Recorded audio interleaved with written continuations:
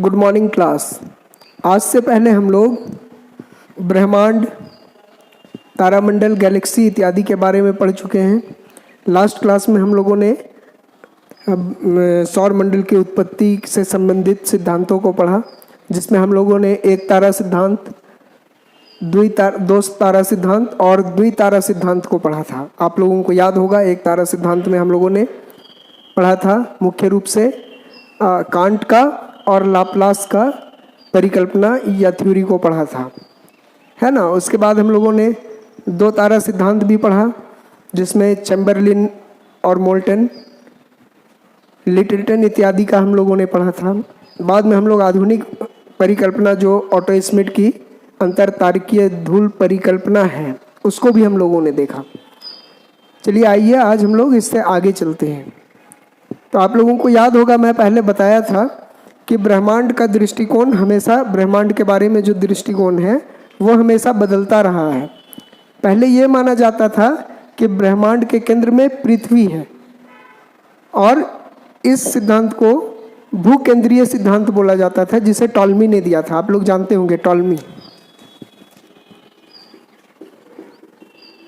यानी इसने क्या कहा कि पृथ्वी ब्रह्मांड के केंद्र में है और सभी आकाशीय पिंड और सूरज भी इस पृथ्वी का ही चक्कर लगा रहा है, जिसके कारण दिन और रात होते हैं। ऐसा किसने कहा था? टॉल्मी ने।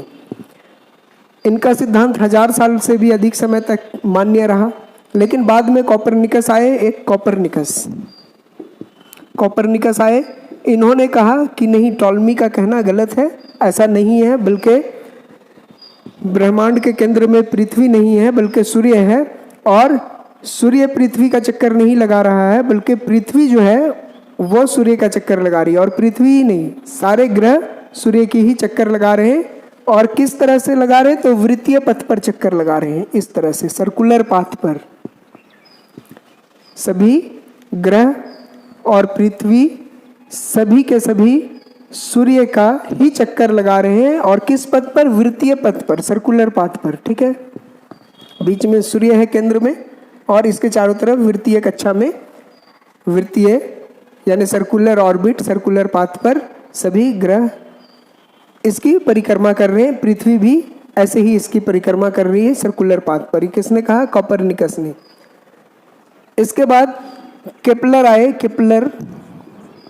केपलर ने ग्रहीय कक्षा के नियम दिए, यानी ग्रहों का जो कक्षा है उसका नियम दिया इन्होंने, केपलर ने।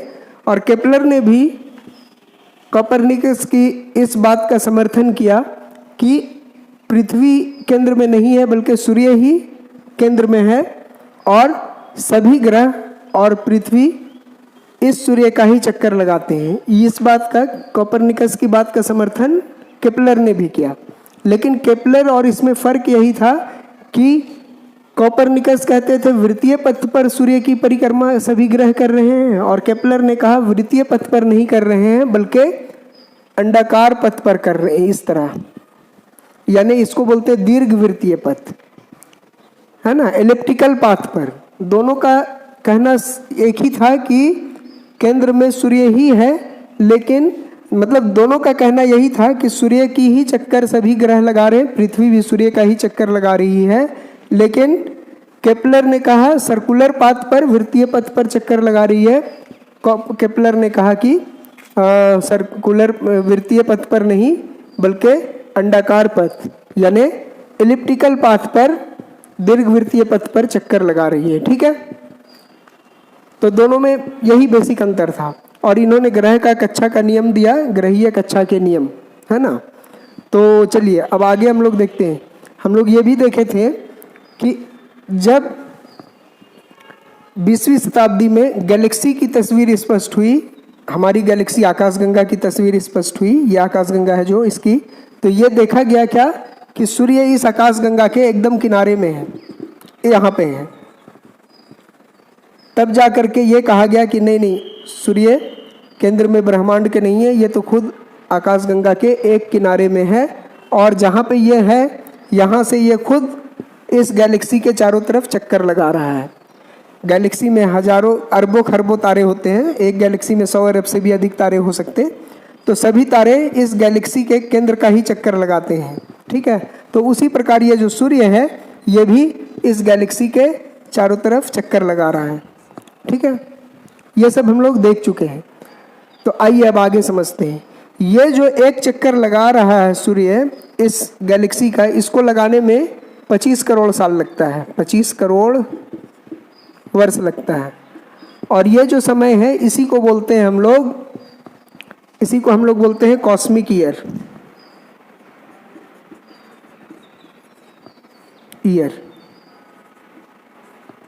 या ब्रह्मांडीय वर्ष, कॉस्मिक ईयर या ब्रह्मांडीय। इसको अच्छा से समझेंगे जो हम बताना चाह रहे हैं, यहाँ पे थोड़ा ध्यान देंगे। तो कॉस्मिक ईयर क्या हुआ? कॉस्मिक ईयर क्या हुआ? तो सूरज को अपनी गैलेक्सी के केंद्र का एक पूरा चक्कर लगाने में जो समय लगता है उसे ही कॉस्मिक वर्ष कहते हैं, कॉस्मिक ईयर कहते हैं, ठीक है। सूर्य को अपने गैलेक्सी का एक चक्कर लगाने में जो समय लगता है इसी समय को हम लोग ब्रह्मांडीय वर्ष या कॉस्मिक ईयर बोलते हैं। और ये कितना समय का होता है? तो 25 करोड़ साल का। 25 करोड़ वर्ष में एक चक्कर पूरा होता है। तो ये 25 करोड़ का समय, साल का समय, 25 करोड़ वर्ष का समय जो एक चक्कर पूरा करने में लगता है, इसी को कॉस्मिक ईयर या ब्रह्मांडीय वर्ष बोलते हैं, ठीक है। एक नंबर। दूसरा एक होता है, आप लोगों को याद होगा, लाइट ईयर। लाइट ईयर, ये ध्यान देंगे अच्छा से, या प्रकाश वर्ष। ये क्या है? तो सूर्य के द्वारा एक साल में जो तय की गई दूरी है, सूर्य के द्वारा नहीं, सूर्य के प्रकाश या प्रकाश के द्वारा एक वर्ष में जितनी दूरी तय की जाती है एक सीधी रेखा पर, उसे ही कहते हैं प्रकाश वर्ष, ठीक है। प्रकाश वर्ष क्या है? प्रकाश के द्वारा एक वर्ष में सीधी रेखा में तय की गई दूरी। तो ये प्रकाश वर्ष क्या है? एक वर्ष में प्रकाश के द्वारा तय दूरी, ठीक है। यानी एक साल में प्रकाश जितनी दूर चली जाएगी उसे ही हम लोग बोलेंगे एक प्रकाश वर्ष। अब एक होता है, उसको भी जान लीजिए, एक ये है। अब इसके बाद एक चीज और देखिए, इसको देखिए।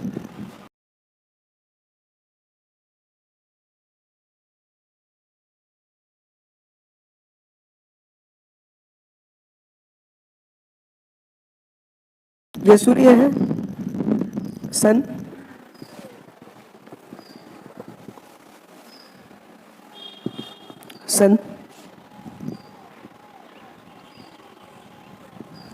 इसके चारों तरफ सभी ग्रह घूम रहे हैं। यहाँ पे क्या है? सूर्य है। सूर्य इसका चक्कर लगा रहा है, इसकी परिक्रमा कर रहा है। और एक परिक्रमा पूरा करने में जो समय लगता है वो 25 करोड़ वर्ष का है, और उसे क्या कहते हैं? कॉस्मिक ईयर या ब्रह्मांड वर्ष। और ये सूर्य के साथ साथ सभी ग्रह भी चल रहे हैं। सूर्य अकेले तो नहीं घूम रहा, सभी ग्रह भी घूम रहे हैं, सभी ग्रह सूर्य की परिक्रमा कर रहे हैं। तो अभी हम लोग सभी ग्रह नहीं, एक ग्रह पृथ्वी को लेते हैं, ये अर्थ को, ये अर्थ है। ये भी परिक्रमा कर रही किसकी? सूर्य की। ये एलिप्टिकल पाथ में हम लोग बोले थे ना, ये पृथ्वी कहाँ चक्कर लगा रही? किसकी? सूर्य की। कैसे पथ में? तो अंडाकार पथ में, ठीक है, इसमें चक्कर लगा रही है। तो यहाँ पे देखिए, यहाँ हम लोग एक चीज देख रहे हैं कि वृत्तीय पथ में नहीं लगा रही है, इस तरह के पथ में लगा रही है। सूरज का चक्कर पृथ्वी किस तरह के पथ पर लगा रही है? अंडाकार पथ पर। यह अंडाकार है, गोल नहीं है, इस तरह का पथ है, देखिए इस तरह का। तो जब अंडाकार पथ में चक्कर लगाती है पृथ्वी, तो आप कह सकते हैं ना, आपको देखने से नहीं लगता कि कभी पृथ्वी सूर्य से काफ़ी दूर हो जाती, फिर चलते चलते चलते चलते पास आती और एकदम बिल्कुल पास हो जाती, फिर कभी दूर हो जाती। तो इस तरह से इसकी दूरी कभी सूर्य की से पृथ्वी की दूरी घट जाती है, कभी बढ़ जाती। यहाँ पे अधिकतम है, यहाँ पे न्यूनतम है, ठीक है। तो इस अधिकतम दूरी को हम लोग क्या बोलते हैं? जब सूरज से पृथ्वी बहुत दूर चली जाती है, सबसे ज़्यादा दूर, जब सूरज से पृथ्वी अपने चक्कर लगाने, सूरज का चक्कर लगाने के क्रम में, परिक्रमा करने के क्रम में जब सूरज से मैक्सिमम दूरी पर होती है तो इसको हम लोग क्या बोलते हैं? तो इसको हम लोग बोलते हैं अपसौर। ठीक है, इसको क्या बोलते हैं? अपसौर। इस इंग्लिश में एपीहेलियन या एपहेलियन। ठीक है, और जब ये परिक्रमा करते करते पृथ्वी थोड़ा पास आने लगती है और धीरे धीरे धीरे धीरे करते हुए एकदम सूरज के पास आ जाती है, जब एकदम सबसे न्यूनतम दूरी पे होती है, सूरज से सबसे नज़दीक होती है, उस स्थिति को हम लोग बोलते हैं उपसौर। क्या कहते हैं? उपसौर, पेरीहेलियन। ठीक है, तो आपसे हम एक बात पूछते हैं कि यहाँ पे दूरी कम हो जा रही है, यहाँ पे दूरी सूरज से बढ़ जा रही है, यहाँ पे कुछ और दूरी है, यहाँ पे पृथ्वी की कुछ और दूरी है, ये पृथ्वी है, अर्थ है, ये सभी अर्थ है, अर्थ को हमने, ये पृथ्वी को मैंने बनाया। ठीक है, अर्थ यहाँ लिख देते हैं, अर्थ है। तो दूरी हमेशा एक ही नहीं रहती है पूरे, हम हर दिन दूरी बदल रही, कभी सूरज से ये बहुत दूर है, एकदम मैक्सिमम पर है जो अपसौर या एपीहेलियन है, कभी सूरज से बहुत नज़दीक है सन से, तो इस स्थिति को उपसौर या पेरीहेलियन बोलते हैं। ठीक है, तो इससे क्लियर है कि अगर इस तरह में, इस सर्कुलर पाथ में अगर अर्थ चक्कर लगाता तो हमेशा दूरी बराबर होती। किसके बराबर? इसके बराबर, त्रिज्या आर के बराबर, रेडियस के बराबर होती। यहाँ भी अगर पृथ्वी होती तो उतनी दूरी, यानी हर तरफ बराबर होता। लेकिन ऐसा पथ नहीं है, ऐसा पथ है, इससे क्लियर है कि कभी दूरी बढ़ रही, कभी दूरी घट रही। तो हम पृथ्वी से सूर्य की एक दूरी नहीं ले सकते, कई दूरी आएंगे। तो इन दूरी को कैलकुलेट करके औसत दूरी जब हम निकाल लेते हैं, यहाँ की औसत दूरी, तो इसी औसत दूरी को हम लोग बोलते हैं पृथ्वी की सूर्य, पृथ्वी और सूर्य लिखिए, की मत लिखिए, पृथ्वी और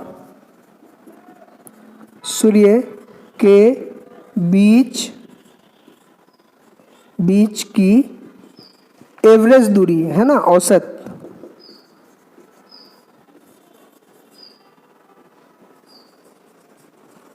एवरेज डिस्टेंस, औसत दूरी। ठीक है, इसको हम लोग क्या बोलते हैं? जो औसत दूरी निकली, कभी दूरी बढ़ रही, कभी दूरी घट रही है, यही देख रहे हैं हम लोग। सूरज से पृथ्वी की दूरी कभी बढ़ रही, कभी घट जा रही है। तो इसको कैलकुलेट करके, हमेशा एक नहीं रहती, कैलकुलेट करके जो दूरी निकलती है औसत दूरी, उसी औसत दूरी को, पृथ्वी और सूर्य के बीच की औसत दूरी को हम लोग क्या बोलते हैं? खगोलीय इकाई।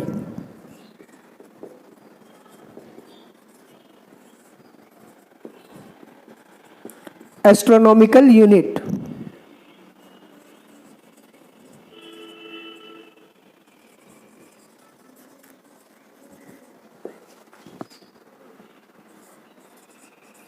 Astronomical unit, AU। ठीक है, तो एस्ट्रोनॉमिकल यूनिट क्या हुई? तो ये दूरी हुई पृथ्वी और सूर्य के बीच की औसत दूरी। ठीक है, कम वाली दूरी में तो हम लोग उपसौर की स्थिति में होते हैं, अधिक दूरी जब हो जाती है, मैक्सिमम दूरी हो जाती है, तो अपसौर में होते हैं।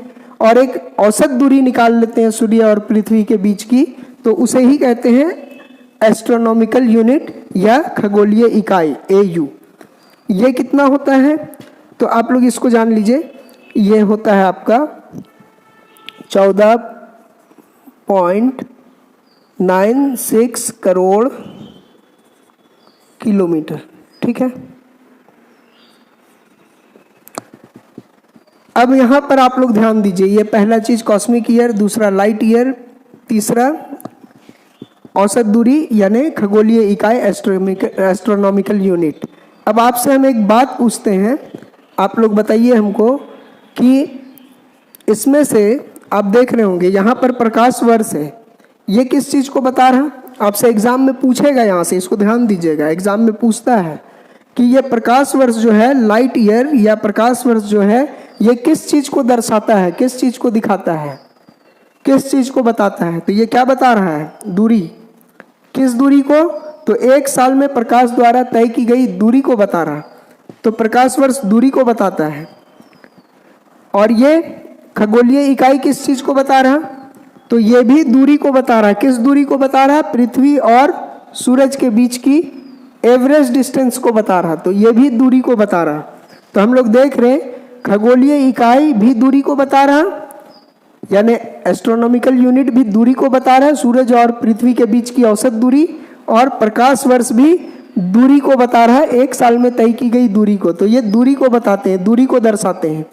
एस्ट्रोनॉमिकल यूनिट या खगोलीय इकाई और लाइट ईयर या प्रकाश वर्ष ये दूरी को बताते हैं, दूरी को दर्शाते हैं। लेकिन कॉस्मिक ईयर या ब्रह्मांडीय वर्ष ये दूरी को नहीं बताता। ये किस चीज को बताता है? तो आप लोग देखें, ये बताता है समय को। किस समय को? तो सूरज को एक चक्कर लगाने में जो समय लगता है उसको बताता है। तो कॉस्मिक ईयर किस चीज को बताता है? तो कॉस्मिक ईयर समय को बताता है। कितने समय को? तो सूरज के द्वारा इस गैलेक्सी या आकाशगंगा का एक चक्कर लगाने में जो समय लगता है उसको बताता है कॉस्मिक ईयर। ठीक है, यानी सूर्य के द्वारा आकाशगंगा या गैलेक्सी का एक चक्कर पूरा करने में जो समय लगता है उसी समय को दर्शाता है कॉस्मिक ईयर, जो कि 25 करोड़ वर्ष का है। ठीक है, 25 करोड़ वर्ष। तो ये किस चीज को दर्शा रहा है? Cosmic year. तो ये समय को दर्शाता है, ये समय को दर्शाता है। ठीक है, कितना समय को? 25 करोड़ वर्ष को। ये समय को दर्शाता है, ये दूरी का नहीं है। यानी 25 करोड़ वर्ष दूरी नहीं बल्कि समय का मात्रक है। ये 25 करोड़ वर्ष मतलब ब्रह्मांडीय वर्ष। ब्रह्मांडीय वर्ष या कॉस्मिक ईयर किस चीज का मात्रक हो गया? तो ये समय को बताता है, ये समय को बताता है। तो कभी भी क्वेश्चन आए कि कॉस्मिक ईयर या ब्रह्मांडीय वर्ष किस चीज को दर्शाता है, तो ये समय को दर्शाता है, दूरी को नहीं बोलिएगा, है ना। और लाइट ईयर दूरी को बताता है, दूरी को दर्शाता है। पृथ्वी और खगोलीय इकाई या एस्ट्रोनॉमिकल यूनिट, तो ये भी दूरी को बताता है, पृथ्वी और सूर्य के बीच की औसत दूरी को। ठीक है, ये तीन चीज में तो कोई डाउट नहीं है। चलिए आगे बढ़ते हैं। अब यहाँ पे देखिए, यहाँ पे हम लोग क्या देखें कि जब सूरज से पृथ्वी मैक्सिमम दूरी पर होती है, परिक्रमा करते समय इस तरह का पथ है, अंडाकार पथ है, तो कभी दूर चली जाएगी, कभी नजदीक आ जाएगी, फिर धीरे धीरे दूर जाएगी, फिर नजदीक आ जाएगी। तो एक टाइम पे ये मैक्सिमम पे होगी। तो जब ये मैक्सिमम पे होती है अर्थ यानी पृथ्वी, जब सूर्य से मैक्सिमम डिस्टेंस में होती है, तो उस स्थिति को हम लोग अपसौर या एफेलियन कहते हैं। ठीक है, ये आता है आपका 4 जुलाई को। ठीक है, और जब ये परिक्रमा करते हुए यानी सूरज का चक्कर लगाते हुए पृथ्वी जो है ये एकदम मिनिमम डिस्टेंस पर आ जाए, सूरज से सबसे कम दूरी पर आ जाए, न्यूनतम दूरी पर आ जाए, तो इसको बोलते हैं उपसौर पेरिहेलियन। ये होता है 3 जनवरी को। ठीक है, अब थोड़ा सा इसमें याद करने में आप लोगों को भूल हो जाता है, कई बार लोग भूल जाते हैं कि उपसौर ये जनवरी में होता है 3 जनवरी को या अपसौर 3 जनवरी को होता है। ठीक है, दूसरी चीज ये भूल जाते हैं कि उपसौर में दूर है या अपसौर में दूर है ना। तो इसे याद रखने का बड़ी आसान तरीका है, आप लोग याद रखिएगा। अप मतलब ऊपर ग्रेड का, है ना, और उप मतलब नीचे ग्रेड का। कैसे?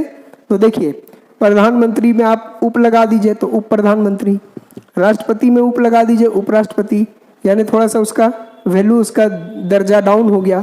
इसी तरह मुख्यमंत्री में उप लगा दीजिए उप मुख्यमंत्री, यानी जिसमें उप लगा देंगे वो कम हो जाएगा।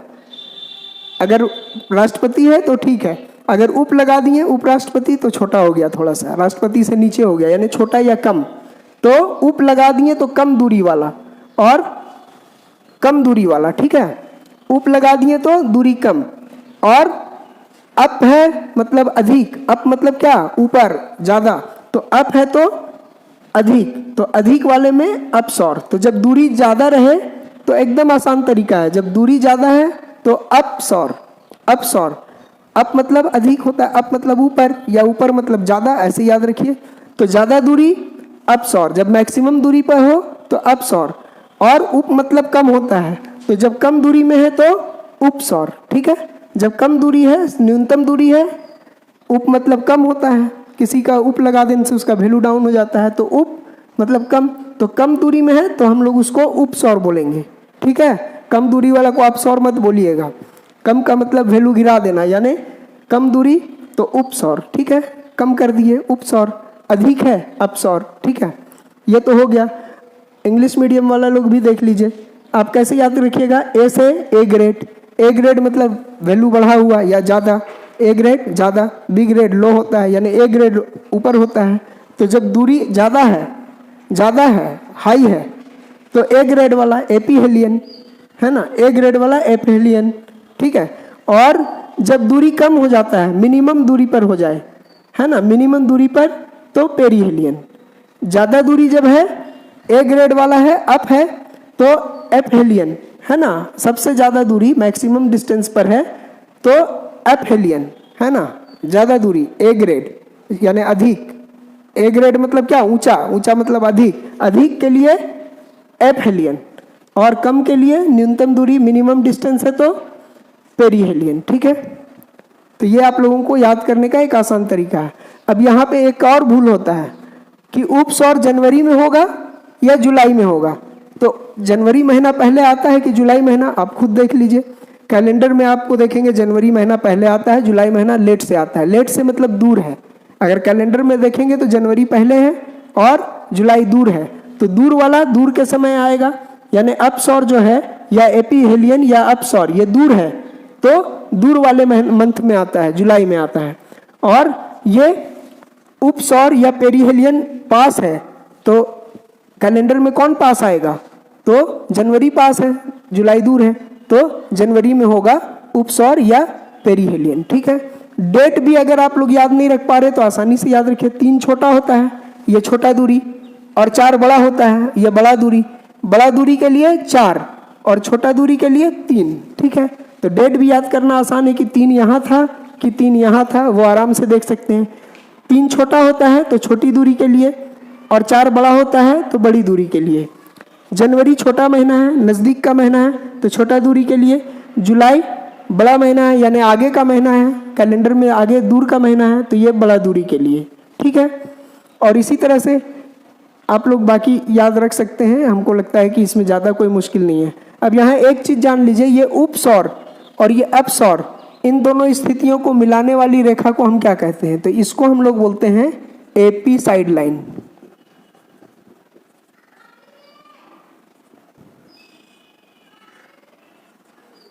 इस लाइन को क्या बोलते हैं, एपी साइड लाइन।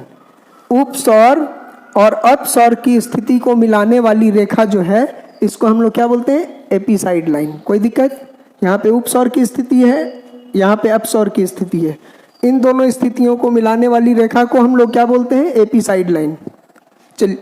चलिए अब यहाँ पे एक चीज़ आप लोगों को और बताना चाहेंगे, इसको नोट कीजिए।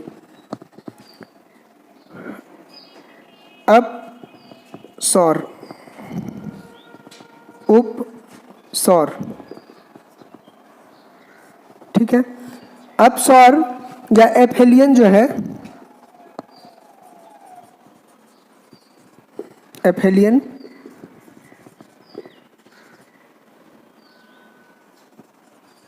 पेरीहेलियन, इस उप सौर के समय में सबसे ज्यादा दूरी होती है सूरज से, अर्थ और सूरज के बीच में सबसे ज्यादा दूरी, यानी सूरज से सबसे दूर किस समय होता है पृथ्वी, अर्थ सूरज से सबसे दूर अप सौर के समय होता है, एपहेलियन के समय। इस समय दूरी कितनी रहती है सूरज से अर्थ की, तो 15.2 करोड़ किलोमीटर, ठीक है। और पेरीहेलियन के समय सूरज और पृथ्वी के बीच की दूरी सबसे कम होती है, यानी इस समय उप सौर या पेरीहेलियन के समय पृथ्वी जो है सूरज से सबसे मिनिमम डिस्टेंस में होती है। उस समय इन दोनों के बीच की दूरी होती है 14.7 करोड़ किलोमीटर, ठीक है। तो इस तरह से इन दोनों दूरी में अंतर कितना हो जाता है, उप सौर में जो दूरी होती है और अप सौर में जो दूरी होती है, दोनों में अंतर यह डिफरेंस कितना होता है दोनों में डिफरेंस? 50 लाख किलोमीटर। ठीक है, ये याद रखिएगा, ये काम आ जाएगा आप लोगों को। अब एक चीज़ यहाँ पे और जान लीजिए आप लोग, इस स्थिति एफहेलियन के समय इस स्थिति में अब सौर के समय सूरज से मिलने वाला प्रकाश 7% कम मिलता है। यानी जो ऊर्जा मिलती है, जो गर्मी, जो प्रकाश है, वो कितना, सूरज से मिलने वाली एनर्जी कितनी कम मिलती है? आप लोग देख रहे हैं ना, यहाँ से यहाँ दूरी ज़्यादा हो जा रही है। सूरज से पृथ्वी की दूरी अब सौर या एपीहेलियन के समय में सबसे ज़्यादा है। सबसे ज़्यादा दूरी कहाँ है? तो यहाँ पे है अपसौर के समय। उसके बाद धीरे धीरे दूरी कम हो रही है और यहाँ पर मिनिमम दूरी में आ जाएगी, फिर दूरी बढ़ने लगेगी धीरे धीरे और यहाँ मैक्सिमम में आ जाएगी। तो अपसौर में मैक्सिमम दूरी है। तो इस मैक्सिमम दूरी के समय यानी अपसौर या एपीहेलियन के समय में सूरज से मिलने वाला जो एनर्जी है वो 7% कम मिलता है। 7% कम एनर्जी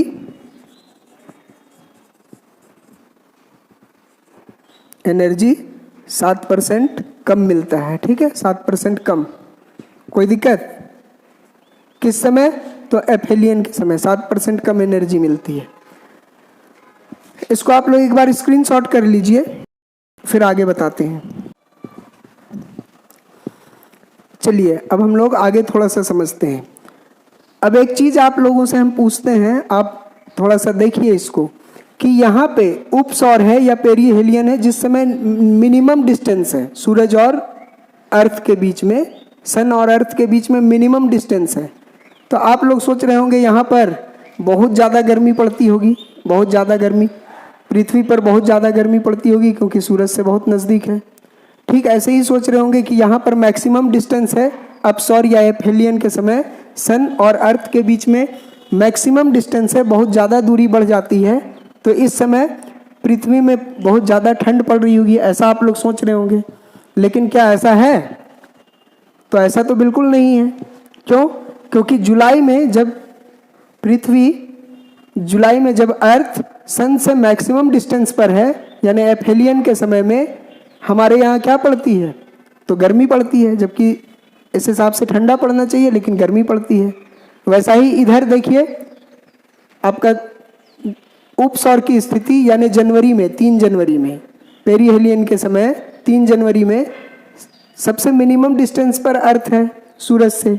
तो जब बहुत नज़दीक है तो आप लोग सोच रहे होंगे बहुत गर्मी होना चाहिए, लेकिन हम लोग देखते क्या है, वास्तविकता ये है कि इस समय हम लोगों के यहाँ काफ़ी सर्दी पड़ती है, कड़ाके की ठंड पड़ती है ना।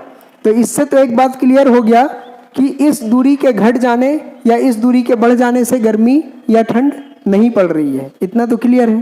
क्योंकि अगर ऐसा होता तो यहाँ पर हम लोग ठंडा का अनुभव करते, मतलब गर्मी का अनुभव करते क्योंकि काफ़ी नज़दीक है, जबकि हम लोग ठंडा का अनुभव करते हैं। और यहाँ पे हम लोग काफ़ी ठंड का अनुभव करते दूरी बढ़ जाने की वजह से, लेकिन हम लोग यहाँ गर्मी का अनुभव करते हैं, है ना। तो इससे क्लियर है कि ऐसा बिल्कुल नहीं है कि उपसौर या अपसौर के कारण यानी सूरज के से पास हो जाने के कारण या सूरज से दूर हो जाने के कारण गर्मी या ठंडा पड़ती है, ऐसा बिल्कुल नहीं है। यह बात तो आप लोगों को क्लियर है। ठीक है, तो फिर ठंड या गर्मी कैसे पड़ती है, यानी सर्दी या गर्मी कैसे पड़ती है, मौसम कैसे आता है, ये उसको सोचिए। ये तो निश्चित हो गया ना कि सूरज से दूर जाने पर या सूरज के पास आ जाने पर गर्मी या ठंडी का कोई मतलब नहीं है। तो फिर ठंडी या गर्मी कैसे पड़ रही है, यह बताइए आप लोग। चलिए हम बताते हैं। देखिए होता क्या है कि देखिए यहाँ पे देखिए आप इसको, ये सूरज से बहुत दूर है, देखिए काफ़ी दूर है। इसको हम यहाँ पे ड्रॉ करते हैं, एक और नक्शा बनाते हैं इसी चीज़ को। देखिए यहाँ पर सूरज है, यहाँ पे जगह नहीं है, आप लोग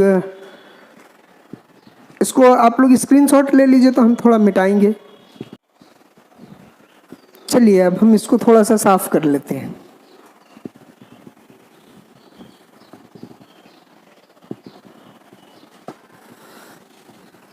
यहाँ पे थोड़ा सा देखिए, यहाँ पे क्या है, ये सन है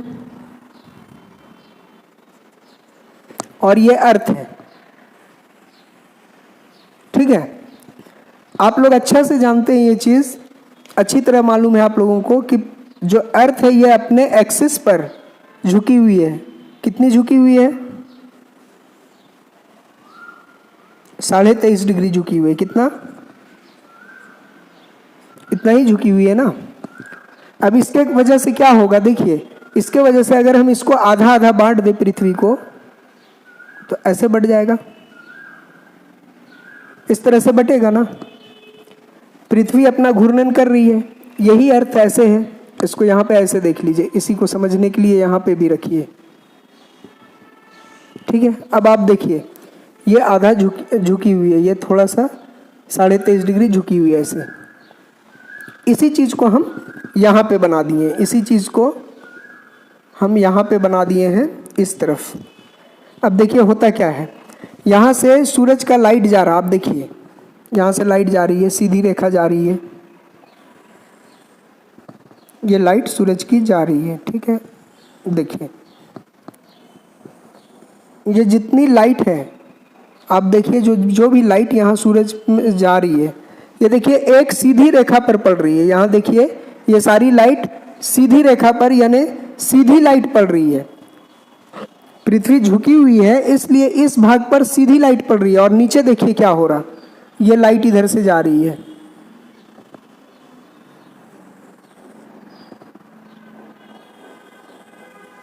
ये कैसी लाइट पड़ रही है यहाँ पे इन सब जगहों में, तो यहाँ देखिए तिरछी लाइट पड़ रही है, ये देख लीजिए।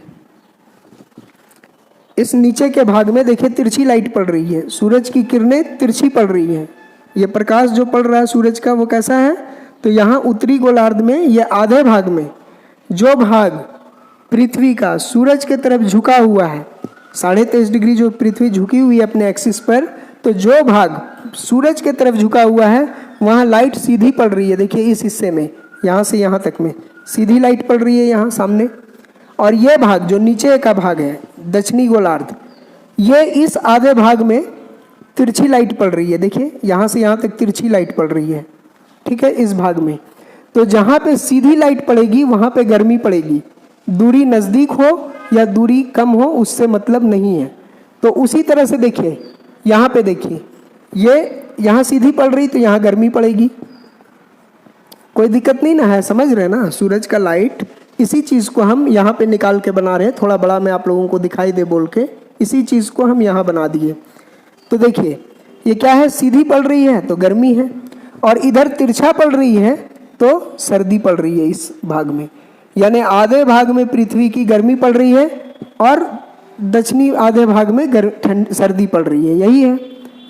जबकि सूर्य यही मतलब स्थिति क्या है, अपसौर की है, यानी अपसौर की ही स्थिति में इस ऊपर के भाग में क्या पड़ी, तो ऊपर के भाग में गर्मी पड़ी।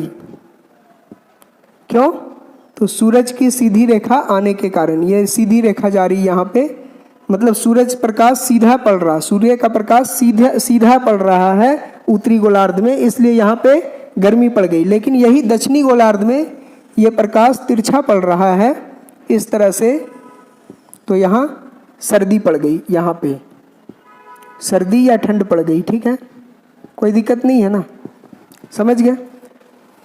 तो देखिए अपसौर की स्थिति है, पृथ्वी मैक्सिमम दूरी पर है, लेकिन फिर भी पूरे ग्रह पर यानी पूरे पृथ्वी पर सर्दी नहीं पड़ रही है, सिर्फ उसी हिस्से पर सर्दी पड़ रही जहां सूर्य की किरणें तिरछी पड़ रही हैं इस तरह से। लेकिन जहां सूर्य की किरणें सीधी पड़ रही हैं वहां पर क्या है, गर्मी ही है, ठंडा नहीं है, दूर है फिर भी। तो इससे हम क्या देखें कि दूरी के कारण सर्दी या गर्मी नहीं पड़ी, बल्कि पृथ्वी के झुकी होने के कारण अपने अक्ष पर गर्मी या सर्दी पड़ रही। तो गर्मी और सर्दी का कारण क्या हुआ, गर्मी और सर्दी का कारण क्या हुआ,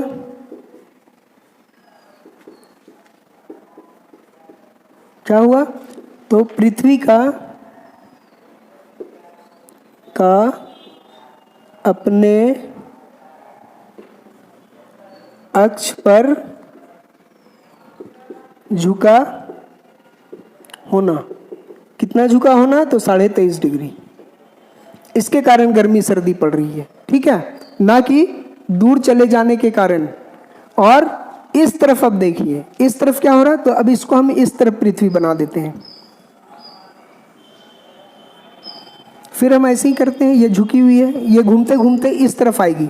झुकाव तो जैसे है वैसे ही रहेगा ना। अगर ये पृथ्वी ऐसे चल रही है, ऐसे झुक के चल रही है, तो ये घूमते घूमते यहाँ भी आ जाए ऐसे ऐसे घूमते, तो यही तो रहेगी ना, इसी झुकाव में रहेगी ना, ऐसे तो नहीं हो जाएगी। ठीक है, तो ये घूमते घूमते इधर आ गई। इसको भी हम इधर बना देते हैं आप लोगों के समझने के लिए। अब इसको आधा आधा बांट देते हैं। ठीक है, ये ऐसे है। अब इस स्थिति में क्या हो रहा है, तो देखिए यहाँ से जो सूर्य प्रकाश आ रहा है, देखिए यहाँ सीधा पड़ रहा है, यहाँ पे सूर्य का प्रकाश दक्षिणी भाग में आधे भाग पर सीधा पड़ रहा है, इसलिए इस आधे भाग पर क्या पड़ जाएगी, गर्मी। कब, ये उपसौर की स्थिति में, जब सूरज से पृथ्वी सबसे नजदीक है, उस स्थिति में यह भाग, इस स्थिति में ऊपर का भाग, उत्तरी भाग में सीधी सूरज की किरणें पड़ रही थी। उत्तरी भाग सूरज की तरफ झुका हुआ था और ये सूरज के दूसरी तरफ था झुका हुआ। और यहाँ ठीक उसके उल्टा है, उपसौर की स्थिति में ये उत्तरी भाग सूरज के दूसरी तरफ झुका है और दक्षिणी भाग सूरज की तरफ झुका है। तो जो भाग झुका है उस वहाँ पर सीधी किरणें पड़ रही सूरज की, इसलिए यहाँ गर्मी पड़ गई। और सेम ये ऊपर का भाग में देखिए तिरछी किरणें आ रही हैं। ठीक है, ये तिरछी किरणें जा रही हैं,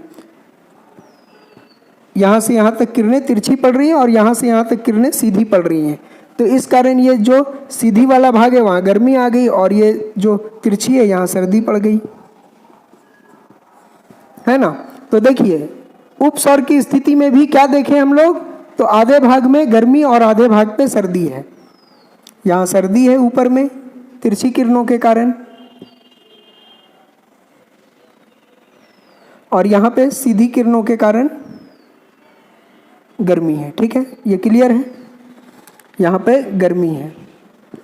तो उपसौर की स्थिति में भी पृथ्वी के उत्तरी गोलार्ध में सर्दी और दक्षिणी गोलार्ध में गर्मी है, यानी आधे में सर्दी आधे में गर्मी। और अपसौर की स्थिति एफेलियन में भी आधे भाग में गर्मी है और आधे भाग पे सर्दी। ठीक है, तो इस तरह से हम लोगों को क्लियर है कि उपसौर और अपसौर के कारण गर्मी सर्दी नहीं पड़ रही है।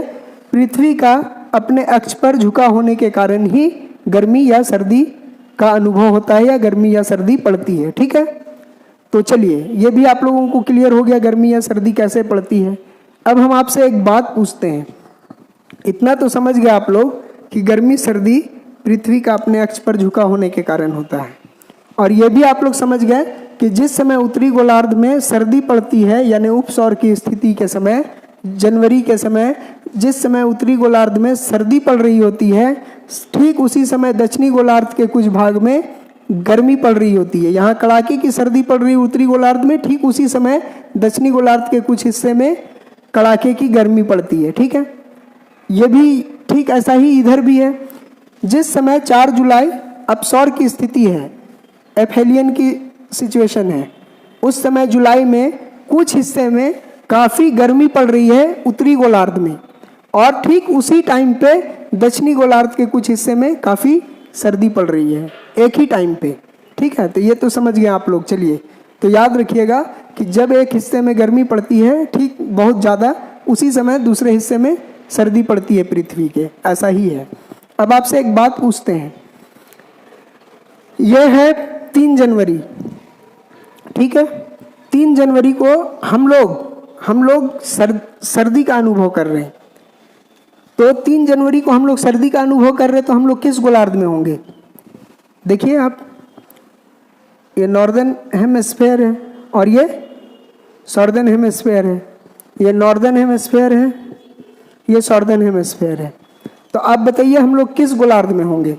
तो हम लोग इस गोलार्ध में हैं, क्योंकि हम जनवरी में ठंड का अनुभव करते हैं। जनवरी के समय में ठंड कहाँ पे पड़ती है? तो उत्तरी गोलार्ध में, यानी हम सभी भारत जो है ये कहाँ है? उत्तरी गोलार्ध में। ठीक है, यानी हमारा भारत इस गोलार्ध में है। ठीक है, तो हमारे गोलार्ध में जनवरी या दिसंबर के समय में क्या रहती है? सर्दी रहती है। तो हम लोग क्रिसमस किस समय मनाते हैं? तो हम लोग क्रिसमस मनाते हैं उत्तरी गोलार्ध के हिस्से में। तो उत्तरी गोलार्ध के हिस्से में क्रिसमस सर्दी में। सवाल पूछा जाएगा, गर्मी के मौसम में क्रिसमस कहाँ पे मनाया जाता है? ग्रीष्म ऋतु में क्रिसमस कहाँ मनाया जाता है? तो दक्षिणी गोलार्ध के कुछ देश हैं जो शीतोष्ण कटिबंधीय बेल्ट में पड़ते हैं, दक्षिणी गोलार्ध के, वहाँ पे गर्मी में पड़ेगी। जैसे ऑस्ट्रेलिया है, इसका एक एग्जाम्पल आपसे पूछा जाए और ऑप्शन में ऑस्ट्रेलिया रहे तो आप बेधड़क मारिए, और ऑस्ट्रेलिया नहीं है और ये क्वेश्चन आ जाए कि क्रिसमस का त्यौहार किस देश में ग्रीष्म ऋतु में मनाया जाता है, ऐसा क्वेश्चन आ जाए तो आप सीधे उस ऑप्शन में खोज ढूंढिएगा, जो भी ऑप्शन दिए रहेंगे वहाँ पे, कि कौन सा ऐसा देश है जो सॉर्दर्न हेमिस्फेयर या दक्षिणी गोलार्ध में है और शीतोष्ण कटिबंधीय एरिया में है, वहीं पे गर्मी पड़ेगी। ऐसे जितने भी देश होंगे उन सभी देशों में गर्मी के मौसम में क्रिसमस ऋतु मनाई जाती है, जिसमें एक उदाहरण आप दे सकते हैं ऑस्ट्रेलिया। यहाँ गर्मी में क्रिसमस मनाते हैं, गर्मी में क्रिसमस। क्यों? क्योंकि ऑस्ट्रेलिया दक्षिणी गोलार्ध में है और दक्षिणी गोलार्ध में इस समय जनवरी या दिसंबर के समय में देखिए सबसे नज़दीक है सूर्य, लेकिन डायरेक्शन दक्षिणी गोलार्ध का सूरज की ओर है, तो यहाँ पे दक्षिणी गोलार्ध में गर्मी पड़ती है इस समय। तो दिसंबर जनवरी के समय, 3 जनवरी से कुछ दिन पहले ही तो 25 दिसंबर है, एक सप्ताह पहले, तो ये तो ठंडी ही रहती है ना हमारे यहाँ।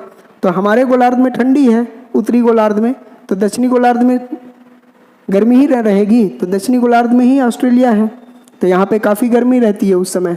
तो क्रिसमस ऑस्ट्रेलिया में गर्मी में मनाया जाता है। और सिर्फ ऑस्ट्रेलिया नहीं, दक्षिणी गोलार्ध में इस बेल्ट ऑस्ट्रेलिया के आसपास के जितने भी देश हैं, सभी देश, या आप इसे कहें, ऐसे भी कह सकते हैं कि शीतोष्ण कटिबंध, दक्षिणी गोलार्ध का जो शीतोष्ण कटिबंधीय बेल्ट है उसके सभी देशों पर आपका गर्मी के ऋतु में या ग्रीष्म ऋतु में क्रिसमस मनाया जाता है।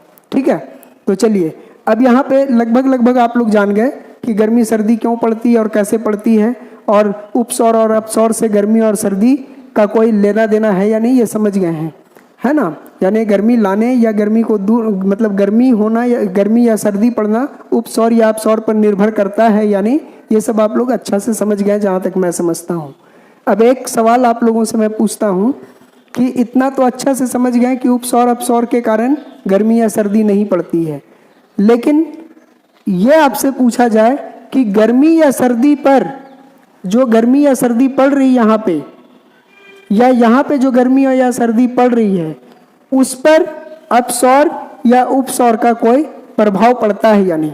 यानी यहाँ पे उत्तरी गोलार्ध में गर्मी, दक्षिणी गोलार्ध में सर्दी पड़ रही है, यहाँ पे पड़ रही है ना। अपसौर की स्थिति में क्या है, उत्तरी गोलार्ध में गर्मी, दक्षिणी गोलार्ध में सर्दी, ऐसा ही है। तो इस सिचुएशन पर यहाँ पे गर्मी है, यहाँ पे सर्दी है, इस पर अपसौर का कोई प्रभाव पड़ेगा या नहीं, अगर आपसे पूछा जाए तो आप क्या बताएंगे।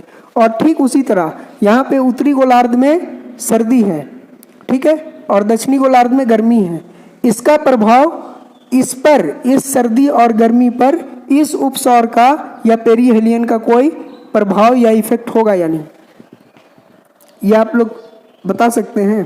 तो आइए हम लोग इसको समझते हैं अच्छा से। देखिए, ये सही है कि गर्मी या सर्दी लाने में उपसौर या अपसौर का कोई हाथ नहीं है, लेकिन गर्मी या सर्दी पर उपसौर का प्रभाव पड़ेगा और अपसौर का भी प्रभाव पड़ेगा। उपसौर या अपसौर गर्मी या सर्दी की तीव्रता को बढ़ा या घटा सकता है। कैसे? तो आइए पहले देखते हैं हम लोग एक को। पहले देखिए अपसौर की स्थिति को देखिए, पहले अपसौर का स्थिति देखिए, अपसौर में क्या प्रभाव पड़ेगा। प्रभाव, हम लोग प्रभाव देखते हैं, किसका प्रभाव, अपसौर का। पहला नंबर अपसौर का, 1 नंबर अपसौर। अपसौर का कुछ प्रभाव पड़ता है या नहीं, तो देखिए अपसौर का फर्स्ट, अपसौर की स्थिति में क्या हम लोग देख रहे हैं, गर्मी में क्या, उत्तरी गोलार्ध में क्या है, गर्मी है। अपसौर की स्थिति में उत्तरी गोलार्ध में क्या पड़ रही है, गर्मी पड़ रही है। अब इस गर्मी को, सूरज अगर दूर है तो गर्मी पड़ रही है, अगर ये सूरज पास होता, यानी अपसौर की स्थिति नहीं होती, अगर ये परिपथ गोल होता, या फिर आप ऐसे समझिए ये सूरज यहाँ होता, तो क्या गर्मी जितनी पड़ रही उतनी ही पड़ती या उससे ज़्यादा पड़ती, तो उससे ज़्यादा पड़ती, यानी गर्मी जितनी पड़ रही है ये, अगर सूरज नज़दीक होता तो यहाँ पे और ज़्यादा गर्मी लगती ना। यानी यहाँ जो गर्मी है, सूरज इस स्थिति में, अपसौर की स्थिति में थोड़ा दूर है, थोड़ा नहीं मैक्सिमम दूरी पर है अपने, है ना। सूरज पृथ्वी से मैक्सिमम दूरी पर है, तो इस स्थिति में यहाँ जो गर्मी पड़ रही है वो उतनी नहीं पड़ पाएगी जितनी पड़ सकती थी, क्योंकि दूरी कुछ ज़्यादा हो गई। तो इसलिए यह गर्मी की तीव्रता को कुछ कम कर देगा। कहाँ पे? उत्तरी गोलार्ध में। तो उत्तरी गोलार्ध में अपसौर क्या किया? गर्मी की तीव्रता को कम कर दिया। तो यहाँ लिख लीजिए, अपसौर का प्रभाव क्या पड़ा? उत्तरी गोलार्ध यानी नॉर्दर्न हेमिस्फीयर में क्या हुआ? गर्मी की तीव्रता को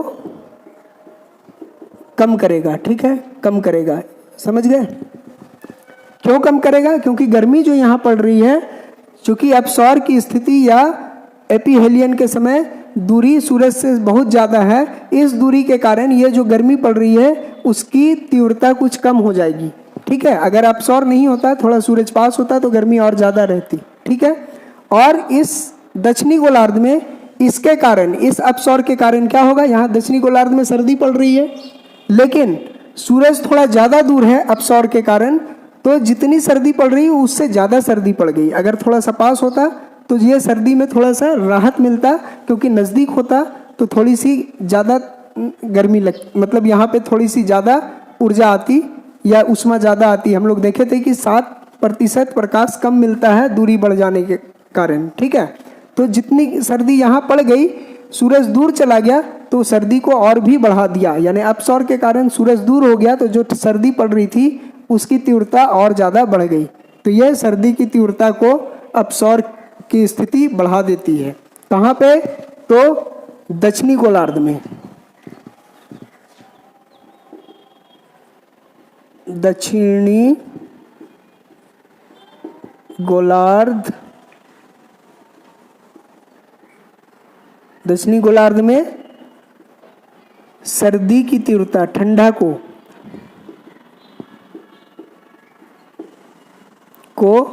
बढ़ा देती है। ठीक है, कोई दिक्कत है? कोई दिक्कत? अब ठीक इसके उल्टे देखिए, यहाँ पे उपसौर को देखिए। ये दूसरी घटना क्या है? उपसौर का। इसमें क्या होगा? तो उपसौर में भी दो घटनाएं होंगी। उपसौर की स्थिति में भी दो घटना होगी। पहली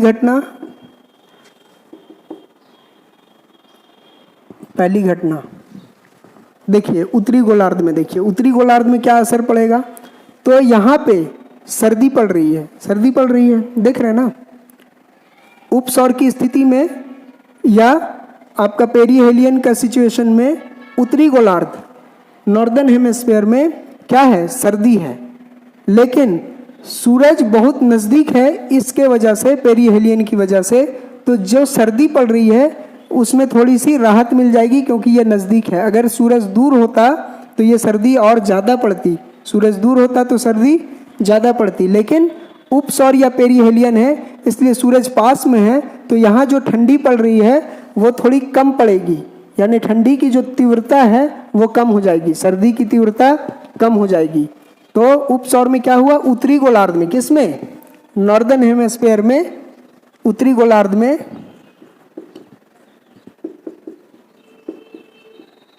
उत्तरी गोलार्ध में क्या होगा? सर्दी की तीव्रता में कमी, है ना। सर्दी कम रहेगी, सर्दी को कम कर देगा। क्यों? क्योंकि ये काफ़ी नज़दीक हो जाएगा उपसौर में या पेरीहेलियन में, इसलिए जो ठंडी पड़ रही है या सर्दी पड़ रही है उसकी तीव्रता कुछ कम हो जाएगी।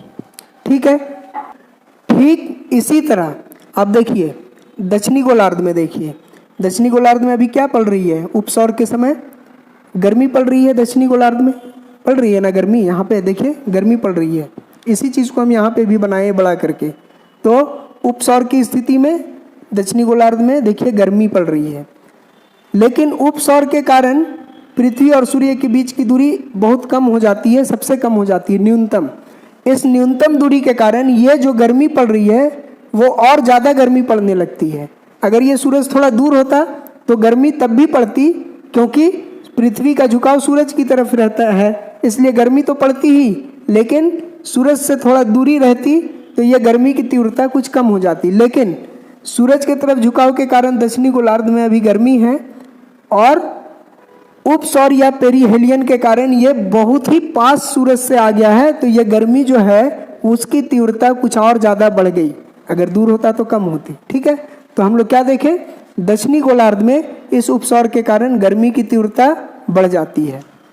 तो इसका उपसौर की दूसरी रिजल्ट का दूसरा परिणाम क्या निकला, तो उपसौर का दूसरा रिजल्ट आया कि दक्षिणी गोलार्ध, सॉर्दर्न हेमिस्फीयर,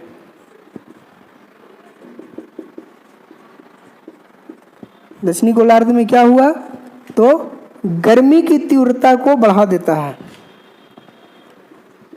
गर्मी की तीव्रता को बढ़ा देता है। कौन, ये उपसौर। कोई दिक्कत, तो हम लोग क्या देखें, उपसौर के कारण, तो हम लोग मेन बात क्या, यहाँ पे मेन बात क्या आपको याद रखना है कि भले ही सर्दी या गर्मी का पड़ना पृथ्वी के अपने अक्ष पर झुके होने के कारण होता है। ठीक है, गर्मी या सर्दी का पड़ना का कारण पृथ्वी का अपने अक्ष पर झुका होना है। ठीक है, भले ही गर्मी या सर्दी पड़ने का कारण पृथ्वी का अपने अक्ष पर झुका होना है, लेकिन इस गर्मी या सर्दी को प्रभावित करने में उपसौर या अपसौर का महत्वपूर्ण भूमिका होती है, महत्वपूर्ण रोल होता है। ठीक है, कैसे, तो आप लोग अच्छी तरह से देख लिए। अपसौर के समय में उत्तरी गोलार्ध में जो गर्मी पड़ रही है उसकी तीव्रता को कम करेगा, दक्षिणी गोलार्ध में जो गर्मी पड़ रही है, दक्षिणी गोलार्ध में जो सर्दी पड़ रही है दक्षिणी गोलार्ध में, उसकी तीव्रता को बढ़ा देगा, है ना। ठीक उपसौर में इसके उल्टा होगा, उत्तरी गोलार्ध में सर्दी की तीव्रता को कम कर देगा, उत्तरी गोलार्ध में सर्दी की तीव्रता को कम कर दिया। देखिए यहाँ पर सर्दी की तीव्रता को कम किया है, और उत्तरी गोलार्ध के समय अपसौर जो है ठीक उल्टा किया, सर्दी की तीव्रता को बढ़ा दिया, है ना। ये ठीक इसके उल्टा है, आप लोग देख लीजिए, आसानी से याद हो जाएगा। अपसौर क्या है, दक्षिणी गोलार्ध में सर्दी की तीव्रता को बढ़ा दिया, और ये उत्तरी गोलार्ध में अपसौर उत्तरी गोलार्ध में सर्दी की तीव्रता को कम कर दिया। ठीक है, और यहाँ पे उत्तरी गोलार्ध में गर्मी की तीव्रता को कम कर रहा है कौन, अपसौर, उत्तरी गोलार्ध में गर्मी की तीव्रता को कम कर रहा, और ये देखिए दक्षिणी गोलार्ध में गर्मी की तीव्रता को कम कर रहा है यहाँ उपसौर। तो इस प्रकार से भले ही उपसौर या अपसौर का भूमिका नहीं है गर्मी या सर्दी को लाने में, लेकिन गर्मी या सर्दी की तीव्रता को बढ़ाने या घटाने में उपसौर या अपसौर का महत्वपूर्ण भूमिका या रोल है। इसको याद रखिएगा। यह आप लोगों का ये जो प्रभाव वाला है, यह आप लोगों का एसएससी, सीजीएल या फिर रेलवे वगैरह में जनरली नहीं पूछेगा इतना डेप्थ पर, लेकिन यूपीएससी या state PCS, state civil services में ये आपको एकदम पूछेगा। कॉन्सेप्ट इसको क्लियर रखिएगा। ठीक है, ये एकदम क्लियर रखना है कि उपसौर या अपसौर के कारण सर्दी या गर्मी नहीं आती, लेकिन उपसौर या अपसौर सर्दी या गर्मी की तीव्रता को बढ़ा या घटा देता है। ये एकदम कॉन्सेप्ट क्लियर रखिएगा। ठीक है, तो चलिए ये काफ़ी हो गया। अब एक चीज़ हम आप लोगों को बताना चाहेंगे। आप लोग ब्लैक होल जानते हैं, ब्लैक होल, चलिए इससे आगे बढ़ते हैं। ये आप लोगों का क्लियर है ना, कोई दिक्कत इसमें कुछ पूछना हो तो आप लोग कमेंट करके पूछ लीजिएगा, हम बता देंगे। एक चीज़ होता है, आप लोग जानते हैं ब्लैक होल, ब्लैक होल, ठीक है। ब्लैक होल क्या है, तो ब्लैक होल वैसा चीज़ है, वैसा उच्च घनत्व वाला, बहुत ज़्यादा घनत्व या बहुत ज़्यादा डेंसिटी वाला ऐसा चीज़ है, बहुत ज़्यादा ग्रेविटेशनल फोर्स जिसके पास हो, वैसा बहुत ज़्यादा ग्रेविटेशनल फोर्स और डेंसिटी वाला ऐसा पिंड है जो किसी भी चीज़ को अपनी ओर खींच लेता है, अपने अंदर खींच लेता है। यहाँ तक कि लाइट भी इस ब्लैक होल से निकल करके वापस नहीं जा सकती है। अगर ये लाइट यहाँ आ गई तो लाइट कोई भी ये खींच लेगा, ऐसा चीज़ है ये। ऐसा ही एक होता है आपका रेड होल। रेड होल ये क्या है? तो ये भी ब्लैक होल का ही एक रूप है। रेड होल क्या है? ब्लैक होल का ही रूप है। ब्लैक होल ठंडा होता है और ये रेड होल ब्लैक होल का ही एक रूप है, एक प्रकार है। ये गर्म होता है, ठीक है, ये काफ़ी गर्म होता है। एक होता है वाइट होल। वाइट होल ये क्या है? तो वाइट होल जो है ये कुछ नहीं है, ये ब्लैक होल का एकदम उल्टा है। ब्लैक होल का एकदम उल्टा क्रिया है, यह ब्लैक होल का बिल्कुल उल्टा है वाइट होल। क्या है वाइट होल? तो ब्लैक होल में क्या है कि कोई भी चीज़ को ये अपने अंदर ले लेता है और निकलने नहीं देता। वाइट होल में ठीक इसका उल्टा होता है। वाइट होल किसी भी चीज़ को अपने अंदर आने नहीं देगा। वाइट होल आने नहीं देगा, ब्लैक होल खींच लेगा, अंदर आने देगा, लेकिन निकलने नहीं देगा। और वाइट होल किसी भी चीज़ को अपने अंदर आने नहीं देगा, लेकिन लाइट यहाँ से निकल जाएगी, ठीक है। यह आने नहीं देगा, यहाँ से निकल सकता है लाइट, ठीक है। तो ये बिल्कुल इसके उल्टा हुआ। यहाँ पे ब्लैक होल में कोई चीज़ आ सकती है, बाहर नहीं जा सकती। वाइट होल में आ नहीं सकती वाइट होल के अंदर, लेकिन वाइट होल के बाहर जा सकती है। तो बिल्कुल ब्लैक होल के उल्टा है वाइट होल, है ना। ब्लैक होल में प्रकाश भी निकल नहीं सकती, वाइट होल में प्रकाश निकलती है, अंदर कुछ नहीं जा सकता, तो ब्लैक होल के उल्टा है। तो वाइट होल क्या है? तो ये एक परिकल्पना है। वाइट होल क्या है? एक हाइपोथेसिस है, परिकल्पना। वास्तव कुछ में कुछ नहीं है, परिकल्पना। यानी वैज्ञानिकों या खगोलवेताओं या खगोलविदों ने एक ऐसी परिकल्पना की जिसमें मान लिया जाता है कि जितने भी प्रकाश आकाश से आ रहे हैं वो एक ही स्थान से आ रहे हैं, और उसी को बोला जाता है वाइट होल।